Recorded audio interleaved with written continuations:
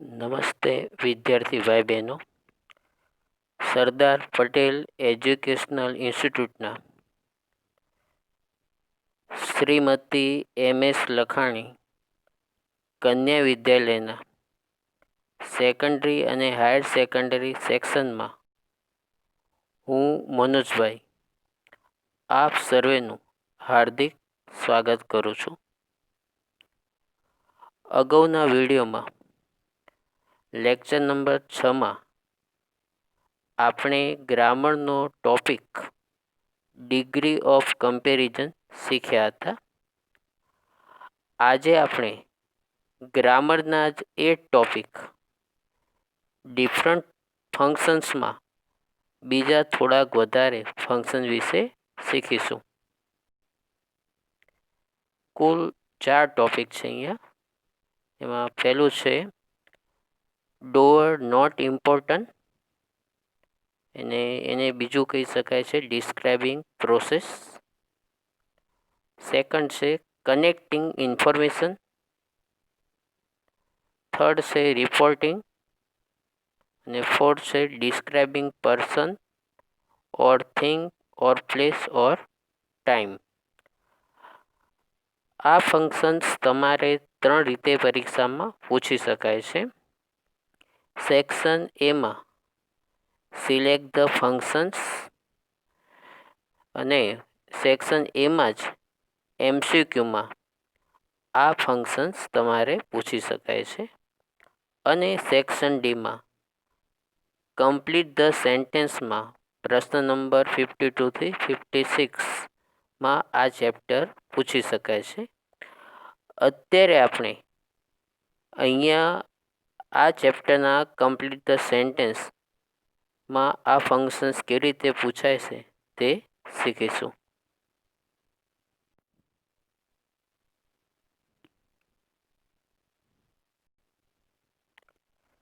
પહેલું ફંક્શન છે ડોઅર is not important અથવા તો ડિસ્ક્રાઇબિંગ પ્રોસેસ.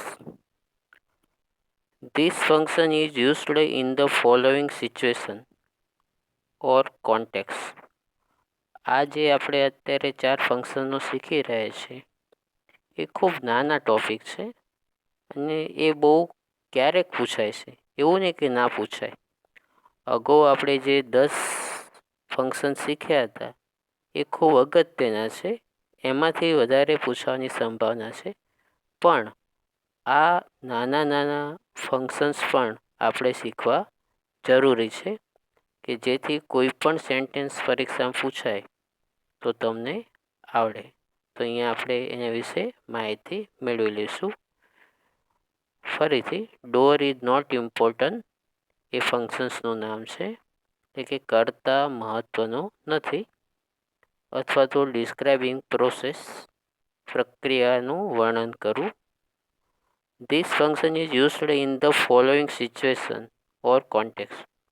આ ફંક્શન્સ નીચેની પરિસ્થિતિ અથવા તો સંદર્ભમાં ઉપયોગ થાય છે, એટલે કે ક્યારે એનો ઉપયોગ થાય છે એ જરા સમજી લઈએ. પહેલું છે જ્યારે કોઈ વાક્ય રજૂ કરતી વખતે તે વાક્યમાં કર્તા દર્શાવવો જરૂરી ન હોય ત્યારે. ફરીથી, જ્યારે કોઈ વાક્ય રજૂ કરતી વખતે તે વાક્યમાં કર્તા દર્શાવવો જરૂરી ન હોય ત્યારે.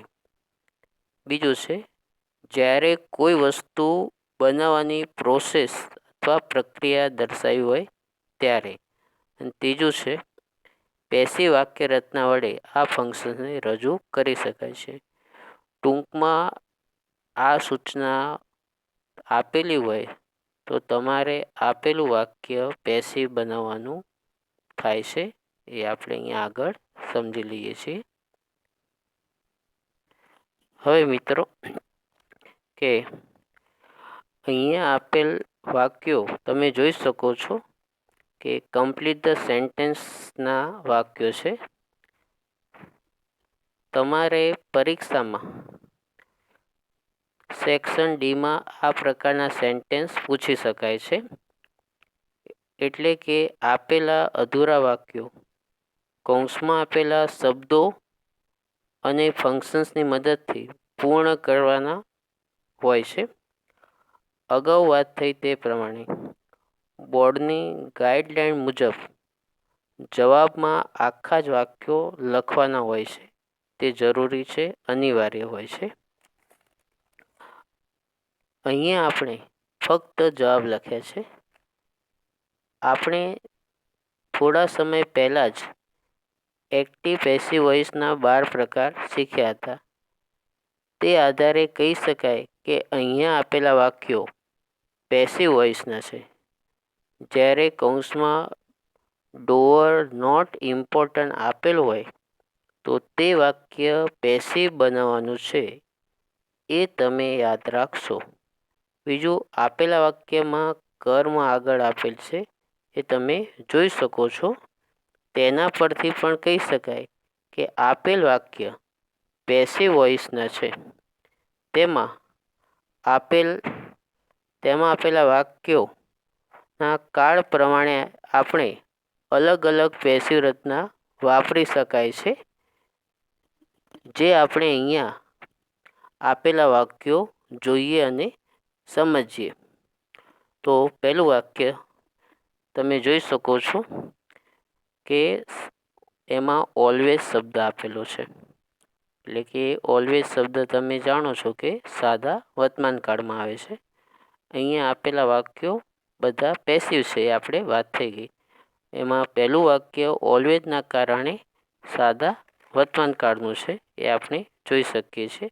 એ સાદા વર્તમાન કાળની પેસિવ રચના તમને ખ્યાલ હશે કે છતાં આપણે એકવાર સમજી લઈએ કે એમાં છે કર્મ પહેલાં આવે, પછી ટુ બી ક્રિયાપદ is, M, R plus V3 એટલે કે ભૂતકૃદન પ્લસ અન્ય શબ્દો પ્લસ બાય નામ અથવા તો સર્વનામનું કર્મયુક્તિનું રૂપ અને કાળદર્શક શબ્દો.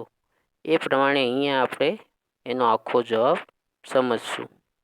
તો પહેલા વાક્યમાં ફ્રેશ મેંગોઝ આર ઓલવેઝ એ આપેલું છે તમારે, એટલે કે કર્મ ફ્રેશ મેંગોઝ છે. વર્તમાન કાળના લીધે ટુ બી ક્રિયાપદ ઇઝ, એમ, આરમાંથી બહુવચન નામ છે મેંગોઝ એટલે આર આપેલું છે. ઓલવેઝ કાળદર્શક શબ્દ છે. તમને થાય કે સર વાક્ય રચનામાં કાળદર્શક શબ્દો છેલ્લે છે, પણ તમે જાણતા હશો મિત્રો કે સાદા વર્તમાન કાળમાં ઓલવેઝ, નેવર, ઓફન એ વાક્યમાં વચ્ચે આવે છે કાળદર્શક શબ્દો. એવરી ડે ને એ બધા શબ્દો જે હોય છે યસ્ટરડે, ટુમોરો, એ આપણે કાળદર્શક વાક્યમાં પાછળ મૂકી શકીએ છીએ. તો ઓલવેઝ શબ્દ સુધી ખ્યાલ આવી ગયો. હવે આપણે આગળ લખવાનું છે જવાબ. તો એના પછી વાક્ય રચના તમે જાણો છો કે V3નું રૂપ વપરાય ભૂતકૃદન. તો કૌંસમાં ક્રિયાપદ આપ્યું છે V1નું રૂપ સેલ, તો એનું V3 રૂપ શું થાય? સોલ્ડ. તમે જાણો છો તો આપણે સોલ્ડ મૂક્યું. પછી અન્ય શબ્દો તમે ઉમેરી શકો છો જો તમને આવડતા હોય તો. અહીંયા આપણે લખ્યું છે ઇન ધીસ શોપ. તમને કદાચ ના આવડે તો અન્ય શબ્દો લખવા જરૂરી હોતા નથી. પછી બાય પ્લસ નામ અથવા તો સર્વનામનું કર્મયુક્તિનું રૂપ. તો અહીંયા આપણે સર્વનામ હી છે, હીનું કર્મયુક્તિ હિમ લખ્યું છે. તો એક એક્ઝામ્પલ તરીકે લખ્યું છે. અહીંયા તમે પાછળના શબ્દો વાક્યને અનુરૂપ બહારથી લખી શકો છો. કોઈ પણ, ધારો કે હિમની જગ્યાએ તમે હર, ધેમ, મી કે કોઈ વ્યક્તિનું નામ પણ લખી શકો છો. ટૂંકમાં વાક્ય યોગ્ય સાચું બનવું જરૂરી છે. તો આનો આખો જવાબ થશે fresh mangoes are always sold in this shop by him. એ રીતે તમારે આખો જવાબ પરીક્ષામાં લખવાનો છે. ખ્યાલ આવી ગયો? ઇન ધીસ શોપની જગ્યાએ તમે બીજા શબ્દો પણ વાપરી શકો છો. હિમની જગ્યાએ પણ તમે બીજા શબ્દો મૂકી શકો છો. પણ સેલનું સોલ્ડ જ લખવું પડે, એમાં તમે ફેરફાર કરી શકો નહીં. જે બહારથી શબ્દો અમુક મૂકવાના છે એમાં તમે ફેરફાર કરી શકો છો. તો પેલો મિત્રો ખ્યાલ આવી ગયો. ટૂંકમાં વાક્ય પેસિવ બનાવવાનું છે. બીજું જોઈએ, ધેટ લેટર. હવે એ કર્મ છે અને કૌંસમાં સૂચના આપી છે રાઇટ અને ડુ ઓર નોટ ઇમ્પોર્ટન્ટ. તો રાઇટનો ક્રિયાપદનો ઉપયોગ કરવાનો છે અને પેસિવ બનાવવાનું છે. તો અહીંયા આપણે પહેલો વાક્ય જોઈએ. હવે તમે જોઈ શકો છો કે પહેલા વાક્યની જેમ બીજા વાક્યમાં કાળદર્શક શબ્દ વાક્યમાં આપેલો નથી. તો કયા કાળમાં બનાવવું? તો તમે કોઈ પણ કાળમાં આ સેન્ટેન્સ પેસિવ બનાવી શકો છો, પણ પેસિવ બનાવવું જરૂરી છે. તો અહીંયા આપણે બે કાળના પેસિવ વાક્યો બનાવેલા છે. એ સિવાય તમે કોઈ પણ વાક્ય રચનાનો ઉપયોગ કરી શકો છો. આપણે અગાઉના 4 વિડીયોમાં એક્ટિવ પેસિવ વોઇસ શીખ્યા હતા. એના 12 પ્રકાર, એટલે તમને ખ્યાલ જ હશે. તો અહીંયા આપણે પહેલું વાક્ય જોઈએ. ધેટ લેટર આપેલું છે. એના પછી આપણે પહેલું વાક્ય છે ચાલુ ભૂતકાળમાં આપણે લખેલું છે. તો એની વાક્ય રચના તમને ખ્યાલ હશે કે કર્મ પછી was, wear plus Bing plus V3 plus અન્ય શબ્દો પ્લસ બાય પ્લસ નામ અથવા તો સર્વનામનું કર્મયુક્તનું રૂપ અને કાળદર્શક શબ્દો. એ પ્રમાણે આપણે અહીંયા જવાબ લખ્યો છે. કર્મ આપેલું છે. એના પછી આપણે ચાલુ ભૂતકાળમાં ધેટ લેટર એક વચન છે, તો ટુ બી ક્રિયાપદ વોઝ મૂક્યું. પછી ચાલુ કાળમાં પેસિવ બનાવવા બિંગ જ વપરાય, એટલે બિંગ શબ્દ આપણે ઉમેર્યો. V3 રાઇટનું તમે જાણો છો રિટર્ન બને, તો આપણે રિટર્ન શબ્દ મૂક્યો. પછી આગળ અન્ય શબ્દો આપણે લખ્યા નથી, એટલે અન્ય શબ્દો આપણે ઉમેરીશું નહીં. પછી લખવા હોય તો લખી શકાય છે. પછી બાય અને અહીંયા આપણે નામ ઉમેર્યું છે નવ્યા. એ સિવાય તમે સર્વનામ કર્મયુક્તનું ઉમેરી શકો છો. ઉપર વાત થઈ એ પ્રમાણે નામ પણ કોઈ પણ લખી શકાય છે. તો આખો જવાબ આપણે આ રીતે લખવો જોઈએ. That letter was being written by Navya. હવે એનો આપણે એ જ વાક્યનો બીજો જવાબ લખ્યો છે પૂર્ણ વર્તમાન કાળમાં. તો એની વાક્ય રચના તમને ખ્યાલ છે. કર્મ પછી have, Hage plus bin, V3 અન્ય શબ્દો બાય નામ સર્વનામનું કર્મયુક્તનું રૂપ અને કાળદર્શક શબ્દો. અહીંયા આપણે કાળદર્શક શબ્દો બહારથી ઉમેરવા જરૂરી નથી. ઉમેરી શકીએ છીએ પણ એટલા જરૂરી નથી. તો અહીંયા આપણે બીજો જવાબ સમજીએ. કર્મ ધેટ લેટર પછી પૂર્ણ વર્તમાન કાળમાં તમે જાણો છો કે હી, સી, ઇટ અને ક્વેશ્ચનમાં હેજ આવે. આઈ, વી, યુ, ધે અને બહુવચનમાં હેવ આવે છે. ધેટ લેટર એક વચન છે, એટલે આપણે હેજ મૂક્યું. પૂર્ણકાળની પેસિવ બનાવવા બિન શબ્દ વપરાય, એટલે આપણે બિન ઉમેર્યું. V3 રાઇટનું V3 રિટર્ન થાય, તમે જાણો છો. અન્ય શબ્દો લખ્યા નથી, જરૂરી નથી. પ્લસ બાય પ્લસ અહીંયા આપણે સર્વનામ વાપર્યું છે મી, તો ત્યાં તમે નામ પણ લખી શકો છો. તો જવાબ બીજાનો આ રીતે લખી શકાય. That letter has been written by me. તો બીજા વાક્યના બે જવાબ છે, એમાંથી કોઈ પણ જવાબ તમે લખી શકો. એ સિવાય તમે 12 વાક્ય રચનામાંથી તમને જે યોગ્ય લાગે એ વાક્ય રચના પ્રમાણે જવાબ લખી શકો છો. પણ ક્યારે કે વાક્યમાં કોઈ એવો શબ્દ, હિન્ટ કે ક્લુ ના હોય કે આ વાક્ય કયા પ્રકારનું છે, કયા ચેપ્ટરનું છે ત્યારે. પરંતુ પહેલા વાક્યની જેમ ચોક્કસ શબ્દ આપ્યો હોય તો તમારે એ જ કાળનું પેસિવ બનાવવાનું છે. તો મિત્રો એકવાર ફરી કૌંસમાં ડુ ઓર નોટ ઇમ્પોર્ટન્ટ સૂચના આપી હોય તો તમારે આપેલું અધૂરું વાક્ય પેસિવ બનાવવાનું છે, એટલે કે પેસિવ રચનાનો ઉપયોગ કરવાનો છે અને પૂર્ણ વાક્ય લખવાનું છે. તો ખ્યાલ આવી ગયો મિત્રો?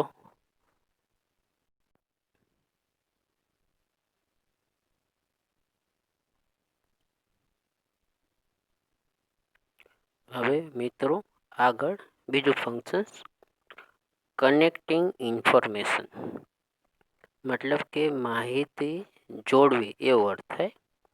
આ ફંક્શન્સ પણ પૂછી શકાય છે બોર્ડની એક્ઝામમાં કમ્પ્લીટ ધ સેન્ટેન્સમાં. તો એનો ઉપયોગ ક્યારે થાય છે?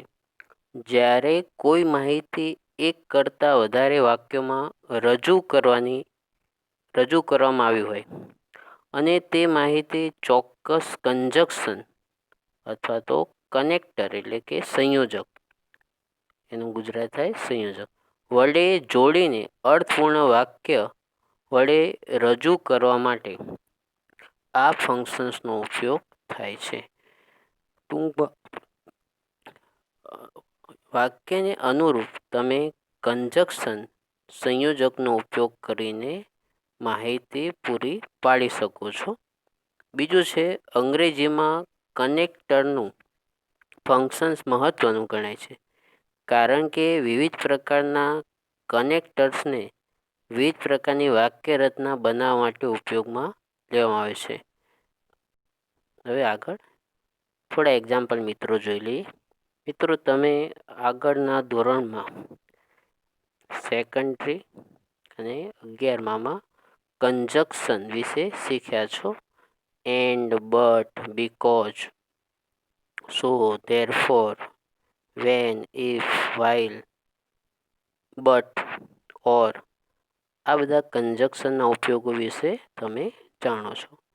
તો અહીંયા તમારે કૌંસમાં જે ફંક્શન્સ આપેલું હોય અથવા તો કંજક્શન સંયોજક આપ્યો છે એનો ઉપયોગ કરીને આપેલું અધૂરું વાક્ય પૂર્ણ કરવાનું થાય છે. તો અહીંયા જરા આપણે થોડા એક્ઝામ્પલ સમજી લઈએ. તો ફરીથી કે કનેક્ટિંગ ઇન્ફોર્મેશન આપ્યું હોય તો તમારે કંજક્શન સંયોજકનો ઉપયોગ કરીને આપેલું વાક્ય પૂર્ણ કરવાનું થાય છે.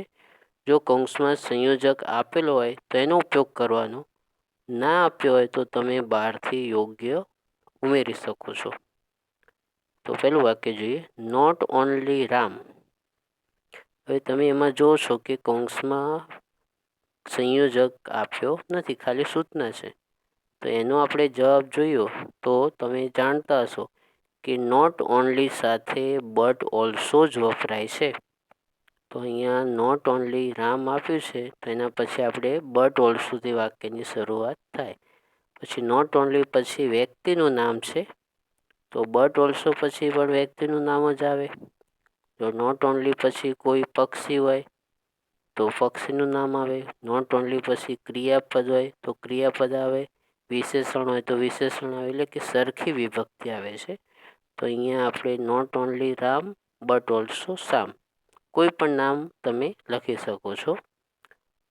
પછી ક્રિયાપદ, તો અહીંયા આપણે વાક્ય વર્તમાન કાળમાં લખ્યું છે એટલે એ જ મૂક્યું છે.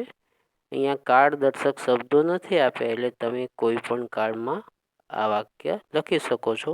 તો અહીંયા વર્તમાન કાળમાં આપણે ટુ બી ક્રિયાપદમાંથી એ જ લખ્યું છે. તો તમને થાય કે સર એ જ ખોટું ના કહેવાય, કારણ કે બે નામ છે રામ અને શ્યામ, તો આર ના આવે બહુવચનમાં, એ જ કેમ મૂક્યું છે? તો મિત્રો, not only but also, neither nor, either or, એમાં તમારે આગળ જે નામ છે એ વાક્યમાં ક્રિયાપદ મૂકતી વખતે એની ગણતરી કરવાની નથી. તમારે બટ ઓલ્સો, નોર અને ઓર પછી જે નામ હોય એ પ્રમાણે ક્રિયાપદ મૂકવાનું છે. લખાય ખરું પણ તમારે ક્રિયાપદ બટ ઓલ્સો, નોર અને ઓર પછીના શબ્દ પ્રમાણે મૂકવાનું છે. એટલે કે એના પછી વાક્ય એક વચન હોય તો ક્રિયાપદ એક વચન આવે, બહુવચન હોય તો બહુવચન આવે. ધારો કે ખ્યાલ ના આવે તો આમ જ આપણે સમજી લઈએ કે અહીંયા રામ અને શ્યામ બંને વ્યક્તિ હોવા છતાં અહીંયા આપણે બટ ઓલ્સો પછી શ્યામ છે તો શ્યામને પ્રમાણે જ આપણે ક્રિયાપદ લખવાનું છે. તો શ્યામ એક વચન છે એટલે આપણે એ જ મૂક્યું. ધારો કે સામની જગ્યાએ કોઈ બહુવચન સર્વનામ હોય, વી, ધે, યુ અથવા કોઈ બહુવચન નામ હોય તો તમારે ક્રિયાપદ આર આવે.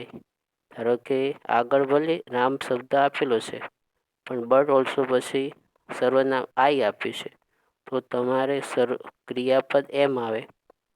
ટૂંકમાં બટ ઓલ્સો પછી જે નામ હોય એને ધ્યાનમાં રાખીને ક્રિયાપદ લખવાનું થશે. ખ્યાલ આવી ગયો મિત્રો?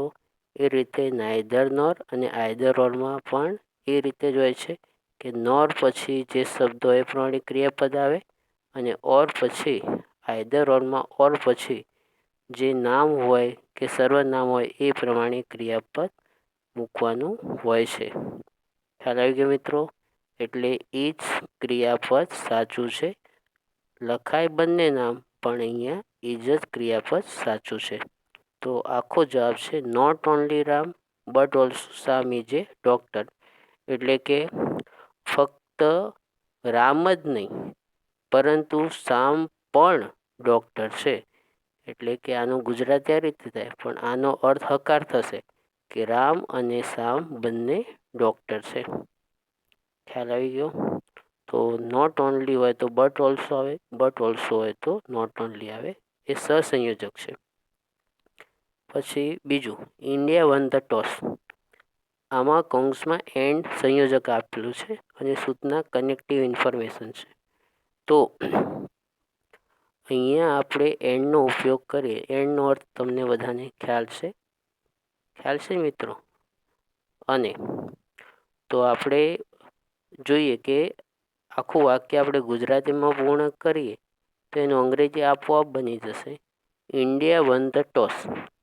ભારતે ટોસ જીત્યો અને આપણે ક્રિકેટ મેચની વાત કરી હતી અને સિલેક્ટેડ ધ બેટિંગ અને બેટિંગ પસંદ કરી.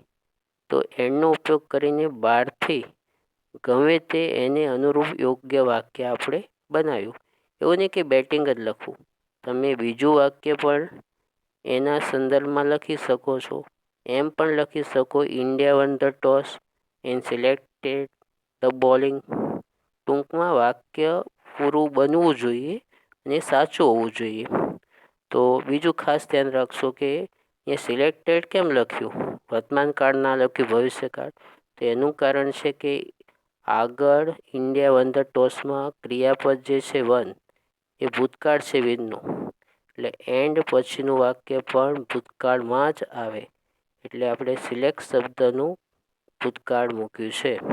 અને સિલેક્ટ શબ્દ વાક્યને રૂપ આપણે બહારથી ઉમેર્યો છે અને એનું ભૂતકાળ બનાવવું પડે જે નિયમિત રૂપ છે. આ તમે નાના મોટા નિયમો જાણવા તમને જરૂરી છે, આવડવા જરૂરી છે. ખ્યાલ આવી ગયો મિત્રો? તો આખો જવાબ છે India won the toss and selected the batting. ત્રીજું છે they get the best mark in every test. કૌંસમાં બીકોઝ સંયોજક આપેલું છે, કનેક્ટિંગ ઇન્ફોર્મેશન એ ફંક્શન છે. તો અહીંયા આપણે બીકોઝ શબ્દનો ઉપયોગ કરીને વાક્ય પૂર્ણ કરીશું. બીકોઝનો અર્થ મિત્રો જાણો છો તમે, શું થાય? કારણ કે. હા, તો અહીંયા આપણે કારણદર્શક વાક્ય પાછળ લખવાનું છે. તો આનું ગુજરાતી આપણે કરીએ તો they get the best mark in every test. તેઓ દરેક ટેસ્ટમાં શ્રેષ્ઠ માર્ક મેળવે છે. બીકોઝ કારણ કે. કારણ તમે કોઈ યોગ્ય આપી શકો છો. અહીંયા આપણે કારણ આપ્યું છે દે વર્ક વેરી હાર્ડ. તેઓ સખત મહેનત કરે છે. હવે વર્કનું આપણે વર્તમાન કાળ લખ્યું છે કારણ કે આગળનું વાક્ય સાદા વર્તમાન કાળમાં છે. બીકોઝ પછીનું વાક્ય પણ સાદા વર્તમાન કાળમાં લખી શકાય. તો આખા વાક્યનું ગુજરાતી આ રીતે થશે they get the best mark in every test. તેઓ દરેક ટેસ્ટમાં શ્રેષ્ઠ માર્ક મેળવે છે. બીકોઝ કારણ કે દે વર્ક વેરી હાર્ડ. તેઓ ખૂબ જ સારી મહેનત કરે છે. હવે એવું નહીં કે દે વર્ક વેરી હાર્ડ જ લખવું પડે. તમે બીકોઝ પછી એમ પણ લખી શકો કે દે આર વેરી ક્લેવર. તેઓ ખૂબ જ હોશિયાર છે. બીજું પણ કોઈ યોગ્ય કારણ હોય તો લખી શકાય છે. તો એ તમારે વાક્યને રૂપ બહારથી વિચારવાનું રહેશે અને એનું યોગ્ય અંગ્રેજી લખવાનું રહેશે. આપણે પરીક્ષામાં બહુ અઘરા શબ્દો નહીં વિચારવાના કે જેનું સ્પેલિંગ ના આવડતું હોય, ભૂલ પડે. સિમ્પલ સાદા જેમાં ભૂલો ના પડે એવા શબ્દો વિચારવાના. તો મિત્રો ખ્યાલ આવી ગયો. હવે અહીંયા બીકોઝ સિવાય તમે બીજો કોઈ સંયોજક વાપરી શકો નહીં, કારણ કે કૌંસમાં આપેલું છે. પહેલા વાક્યમાં નોટ ઓનલી લીધે આપણે બટ ઓલ્સો મૂક્યું હતું. બીજામાં એન્ડ આપ્યો છે, તમે જોઈ શકો છો.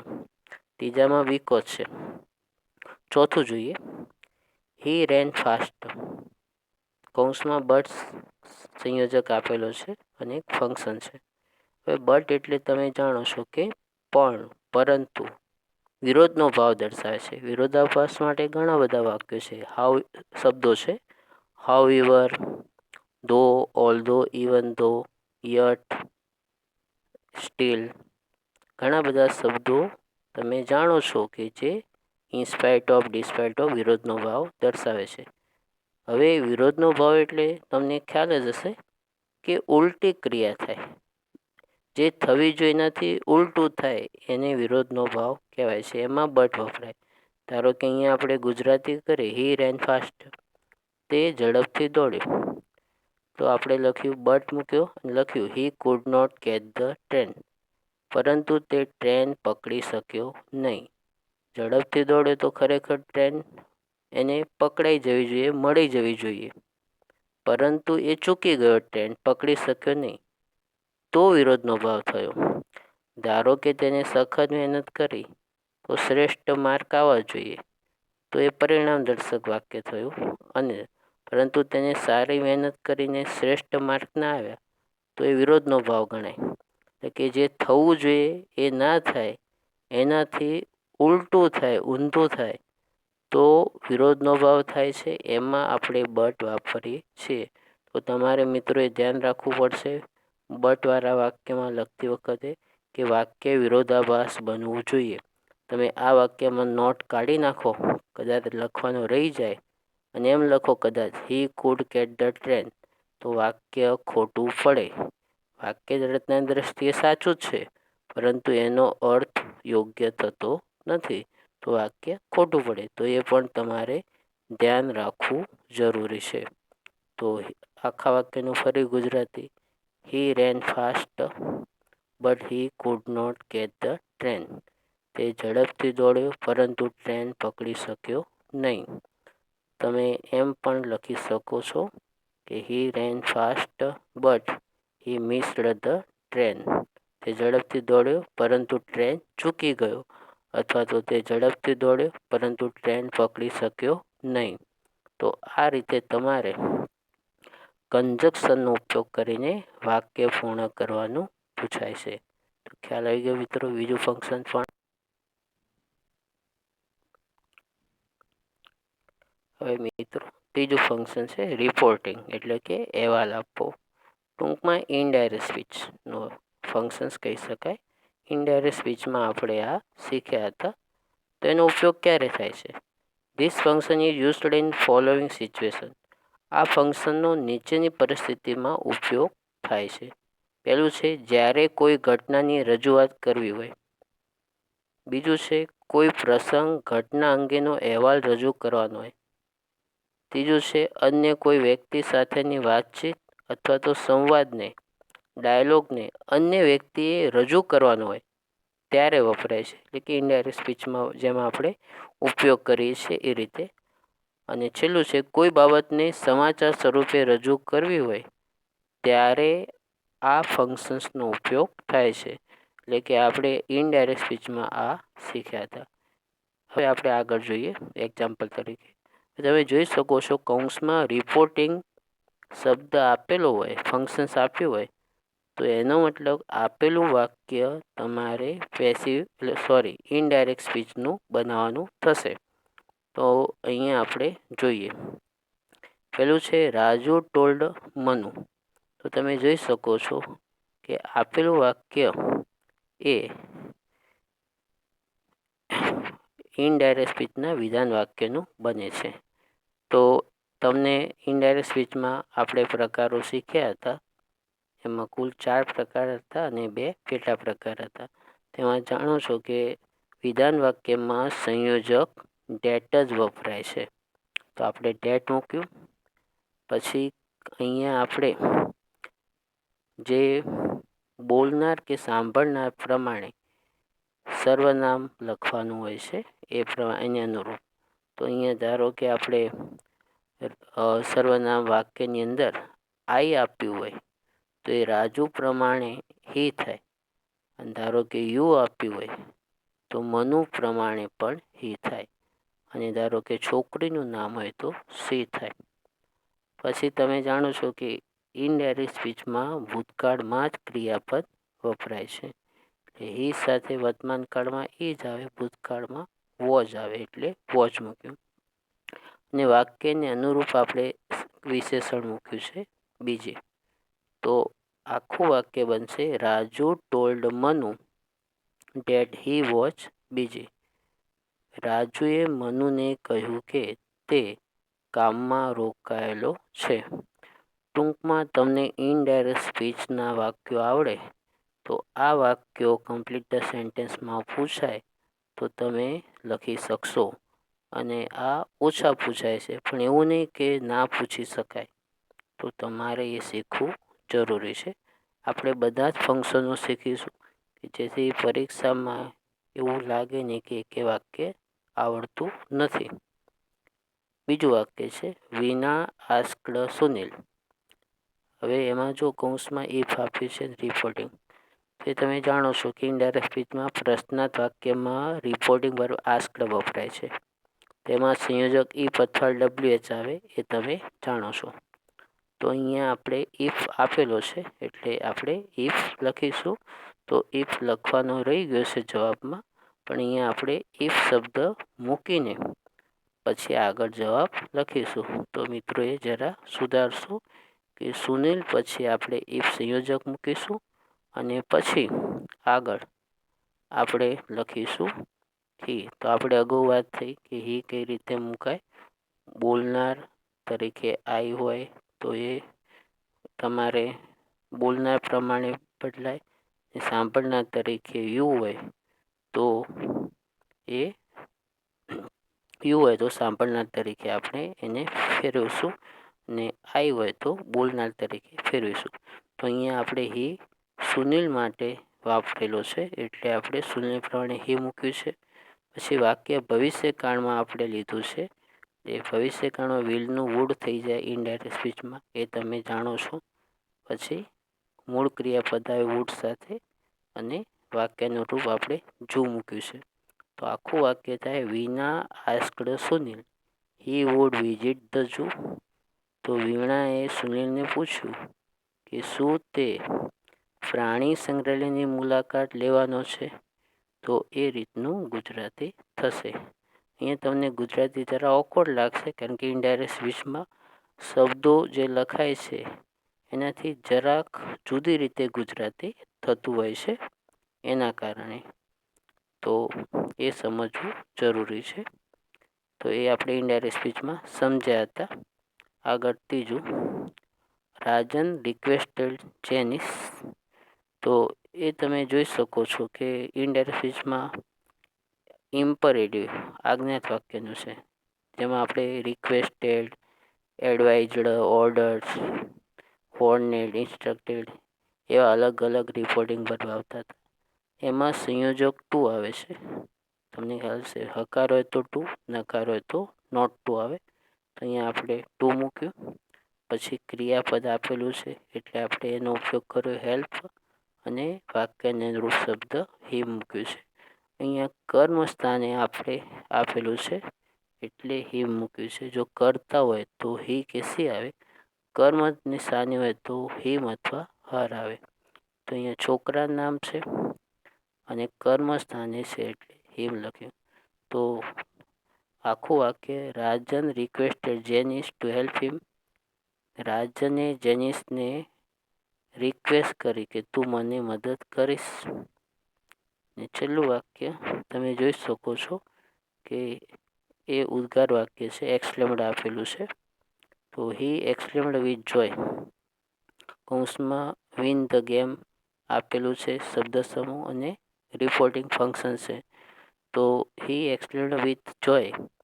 હવે તમે જાણો છો ઉદ્ગાર વાક્યમાં સાંભળનાર લખવાની જરૂર હોતી નથી અને કદાચ જરૂર પડે તો ટુ મૂકવું પડે છે અને સાંભળનાર લખી શકાય છે. અહીંયા આપણે સાંભળનાર લખ્યું નથી. એમાં સંયોજક ડેટ જ આવે તો આપણે ડેટ મૂક્યું. પછી અહીંયા આપણે હી સર્વનામ મૂક્યું છે વાક્યને રૂપ. હવે આપેલું વાક્ય પૂર્ણ ભૂતકાળમાં આપણે લીધું છે. તો કાળ તમે અહીંયા કોઈ યોગ્ય લઈ શકો છો. શબ્દો ક્રિયાપદ બહારથી વિચારવાના છે. એ ક્રિયાપદનું તમને જે કાળ યોગ્ય રીતે આવડતા હોય એ વાક્યનુરૂપ કાળનો ઉપયોગ કરીને તમારે રૂપો લખવાના છે. તો આપણે અલગ અલગ કાળનો ઉપયોગ કર્યો છે.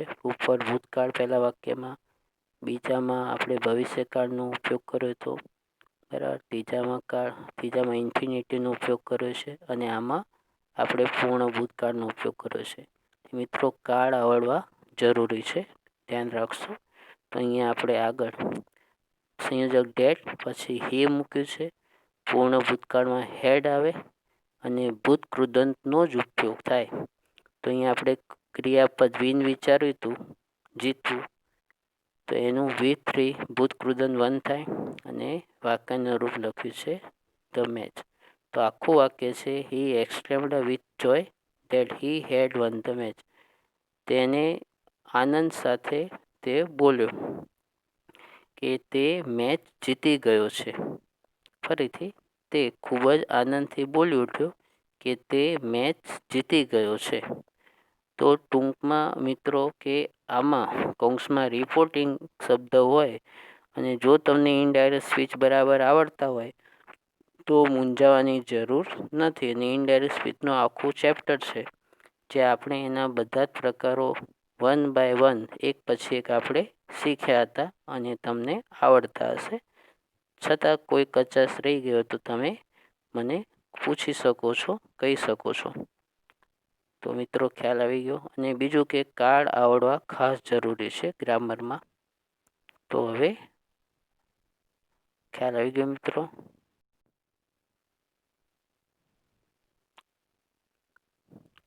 તો મિત્રો છેલ્લો ચોથો પ્રકાર, describing person, thing, place, time. Describe એટલે વર્ણન કરવું, વ્યક્તિનું વર્ણન કરવું, વસ્તુનું વર્ણન કરવું, સ્થળનું કે સમયનું વર્ણન કરવું. આવું ફંક્શન છે. એ ક્યારે વપરાય? તો જ્યારે કોઈ વ્યક્તિ અથવા વસ્તુ, સ્થળ, સમયનું વર્ણન કરવું હોય ત્યારે આ ફંક્શન્સનો ઉપયોગ થાય છે.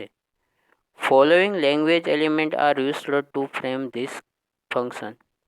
નીચે કેટલીક વાક્ય રચનાઓ આપી છે 6 પ્રકારની. એનો ઉપયોગ તમે કરીને આ ફંક્શન્સના વાક્યો લખી શકો છો. તો એ આપણે જોઈએ. પહેલું છે વ્યક્તિ પ્લસ હુ પ્લસ ક્રિયાપદ. તો હુ શબ્દ છે એ વ્યક્તિ માટે જ વપરાય છે, તમે મિત્રો જાણો છો. તો આપણે એનું એક એક્ઝામ્પલ લઈએ કમ્પ્લીટ ધ સેન્ટેન્સનું. ધારો કે એમાં આપ્યું છે this is the boy who, કૌંસમાં ડિસ્ક્રાઇબિંગ પર્સન્સ ફંક્શન છે, એટલે કે વ્યક્તિનું વર્ણન કરતું વાક્ય તમારે પૂર્ણ કરવાનું છે. તો હુ પછી તમે જોઈ શકો છો કે હુ પહેલાં વાક્યમાં બોય વ્યક્તિ આપી દીધો છે, હુ આપ્યું છે, તો એના પછી ક્રિયાપદ મૂકવાનું છે. તો આપણે અહીંયા વર્તમાન કાળમાં આપણે એ જ ક્રિયાપદ મૂક્યું છે અને પછી વાક્યને અનુરૂપ શબ્દ એ સ્ટુડન્ટ મૂક્યો છે. તો આખું વાક્ય થશે this is the boy who is A student. આ તે છોકરો છે જે વિદ્યાર્થી છે. તો તમને જો હુ શબ્દ આપેલો હોય કૌંસમાં કે વાક્યમાં અને કૌંસમાં ડિસ્ક્રાઇબિંગ પર્સન આપેલું હોય તો આ વાક્ય રચનાનો ઉપયોગ કરીને તમે અધૂરું વાક્ય પૂર્ણ કરી શકો છો. વ્યક્તિ પ્લસ હુ પ્લસ ક્રિયાપદ. યાદ રાખશો મિત્રો આ વાક્ય રચના. આગળ બીજી વાક્ય રચના છે વ્યક્તિ પ્લસ હું પ્લસ સર્વનામ. તો હુમ શબ્દ વાપરવો હોય વ્યક્તિ માટે જ તો પાછળ સર્વનામ આવવું જરૂરી છે. આગળ એ પણ વ્યક્તિ માટે જ વપરાય છે. તો એનું એક્ઝામ્પલ આપ્યું છે, હી ઇઝ માય ટીચર. કૌંસમાં હુમ આપેલું છે. પેલામાં વાક્યની અંદર હું હતું, આમાં કૌંસમાં છે એટલે આપણે હુમનો ઉપયોગ કરીશું અને વાક્ય પૂર્ણ કરશું. તો અહીંયા જુઓ કે માય ટીચર વ્યક્તિ છે, વ્યક્તિ આવી ગયું, પછી આપણે હુમ મૂક્યું, પછી સર્વનામ. સર્વનામ કયા પ્રકારનું હોઈ શકે? I, we, you, they, he, she, it, બરાબર. એવરીવન, એનીવન, એવરીબડી, આ બધા સર્વનામ છે. એવું કોઈ પણ સર્વનામ તમે લખી શકો છો. અહીંયા આપણે આઈ મૂક્યું છે. પછી આખું વાક્ય બનાવવાનું છે. તો આપણે વાક્યને અનુરૂપ મીટ શબ્દનું ભૂતકાળ મૂક્યું છે, મેટ, અને કાળદર્શક શબ્દો મૂક્યા છે. પાછળના શબ્દો જે છે એ તમારે વાક્યનું ગુજરાતી સમજીને યોગ્ય વિચારીને લખવાનું રહેશે. એની તમારે પ્રેક્ટિસ કરવી જરૂરી છે. જેટલી પ્રેક્ટિસ આમાં વધારે કરશો એટલું જ તમને વધારે આવડશે. એ એક જ રીત છે કે આની પ્રેક્ટિસ વધારે કરશો. The more you practice the more perfect you become. જેટલી પ્રેક્ટિસ વધારે કરશો એટલા જ વધારે તમે પરફેક્ટ બનશો. તો અહીંયા જો આખું વાક્ય છે, he is my teacher whom I met yesterday. તે મારા શિક્ષક છે જેને હું ગઈકાલે મળ્યો હતો. તો તમે જ્યારે આ હું શબ્દ વાપરો ત્યારે એની વાક્ય રચના જળવાવી જરૂરી છે અને વાક્ય આપણે લખવાનું છે. ખ્યાલ આવી ગયો મિત્રો? ત્રીજું છે વ્યક્તિ, વસ્તુ, પંખી, પ્રાણી પ્લસ હુજ પ્લસ નામ. તો હુજ શબ્દ બધા જ માટે વપરાય. વ્યક્તિ, વસ્તુ, પક્ષી, પ્રાણી બધા જ માટે. અને પાછળ નાઉન ફોર્મ આવે. નામ એટલે નાઉન ફોર્મ, કોમન નાઉન. તો અહીંયા આપણે જોઈએ example, C is my friend. તે મારી મિત્ર છે. હુજ કૌંસમાં આપ્યું છે, હુજ મૂક્યું આપણે, વ્યક્તિ આપેલો છે આગળ, હુજ મૂક્યું. પછી નામ ફાધર લીધું છે આપણે, noun form, common noun. Father is a helpful man. એ વાક્યના સંદર્ભમાં આપણે બહારથી વાક્ય પૂર્ણ કર્યું છે. તો આખું વાક્ય છે, she is my friend whose father is a helpful man. તે મારી મિત્ર છે જેના પિતાજી એક મદદરૂપ માણસ છે, વ્યક્તિ છે. તો અહીંયા વાક્ય રચના તમે જોઈ શકો છો કે હુજની વાક્ય રચના પ્રમાણે આપણે જવાબ લખ્યો છે. આગળ ચોથું છે વસ્તુ, પક્ષી, પ્રાણી પ્લસ વીચ પ્લસ ક્રિયાપદ. વ્યક્તિ સિવાય કોઈ પણ હોય તો વીચ વાપરી શકાય છે, તમે જોઈ શકો છો. તો વીચની વાક્ય રચના છે આગળ વસ્તુ, પક્ષી, પ્રાણી એટલે કે પંખી, પ્રાણી, પાછળ ક્રિયાપદ કે સર્વનામ આવવું જરૂરી છે. તો એનું એક્ઝામ્પલ છે, they have a car. They have the car. તો અહીંયા કાર વસ્તુ આપણે ગણીએ તો એના પછી વીચ શબ્દ મૂકી શકાય જે કૌંસમાં આપ્યો છે. પછી ક્રિયાપદ આપણે મૂક્યું છે ઇજ, વાક્યને અનુરૂપ. કાર એક વચન છે, વર્તમાન કાળમાં ગણ્યું છે, અને વાક્યને અનુરૂપ આપણે લખ્યું છે વેરી કોસ્ટલી. તો અહીંયા આખું વાક્ય છે, they have the car which is very costly. તેઓ પાસે કાર છે જે ખૂબ જ મોંઘી છે, કિંમતી છે. તો ટૂંકમાં વાક્યને અનુરૂપ ગુજરાતી તમને આવડવું જરૂરી છે અને એનું અંગ્રેજી પણ ખૂબ જ આવડવું જરૂરી છે. તો અહીંયા તમારે સિમ્પલ સાદા વાક્યો વિચારવાના જેના સ્પેલિંગો તમને સારી રીતે આવડતા હોય, ભૂલ ના પડે. પાંચમું છે સ્થળ. એ માટે વેર અથવા વેરેવર પ્લસ વાક્ય. તો સ્થળ માટે તમે જાણો છો વેર શબ્દ વપરાય અને વેરેવર પણ વાપરી શકાય છે. Example, Porbandar is the place. તો પ્લેસ શબ્દ આવે સ્થળ, એના પછી કૌંસમાં વેર આપ્યું છે તો વેર મૂક્યું. પછી વાક્યને અનુરૂપ આપણે લખ્યું છે, તમે જાણો છો કે પોરબંદર ગાંધીજીનું જન્મસ્થાન છે. તો આપણે એ વાક્ય અહીંયા લખ્યું છે, વેર ગાંધીજી વોઝ બોર્ન. આખું વાક્ય થાય, Porbandar is the place where Gandhiji was Born. Porbandar તે સ્થળ છે જ્યાં ગાંધીજીએ જન્મ લીધો હતો. તો અહીંયા પ્લેસ શબ્દ છે એટલે આપણે વેર શબ્દ ઉમેર્યો, સ્થળ દર્શાવે છે. બીજું, યુ કેન ગો ધેર, કૌંસમાં વેરેવર ડિસ્ક્રાઇબિંગ પ્લેસ. વેરેવર એટલે જ્યાં જ્યાં એવો અર્થ થશે. વેર એટલે જ્યાં, વેરેવર એટલે જ્યાં જ્યાં, એક કરતાં વધુ જગ્યા. તો અહીંયા ધેર સ્થળ, ત્યાં એનો અર્થ થાય છે જે સ્થળ દર્શાવે છે.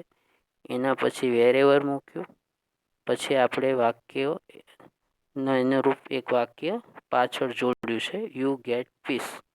તો ગુજરાત થાય કે યુ કેન ગો ધેર, તમે ત્યાં જઈ શકો છો. વેરેવર યુ ગેટ પીસ, જ્યાં જ્યાં તમને શાંતિ પ્રાપ્ત થાય, શાંતિ મેળવી શકો, ત્યાં ત્યાં તમે જઈ શકો છો. ટૂંકમાં સ્થળ આવે તો વેર અથવા વેરેવરનો ઉપયોગ કરી શકો છો. છઠ્ઠું છે છેલ્લું, સમય. સમય માટે વેન વપરાય, તમે જાણો છો. એક્ઝામ્પલ છે, do you know the time. તો જો ટાઈમ શબ્દ છે તો આપણે વેન વાપરી શકીએ. તો આન્સરમાં તમે જોઈ શકો છો કે વેન શબ્દ મૂક્યો અને વાક્યને અનુરૂપ આપણે એક બીજું પાછળ વાક્ય લખ્યું છે. આખું વાક્ય છે, do you know the time when the bus for Rajkot will arrive. શું તમે સમય જાણો છો કે રાજકોટની બસ ક્યારે આવશે? તો અહીંયા સમય માટે ઉપયોગ થયો છે, માટે વેન વપરાય. એટલે કે ટાઈમ હોય, સિઝન હોય, કોઈ વારનું નામ હોય, મહિનાનું નામ હોય, વર્ષનું નામ હોય તો વેન શબ્દ આપણે વાપરીએ છીએ.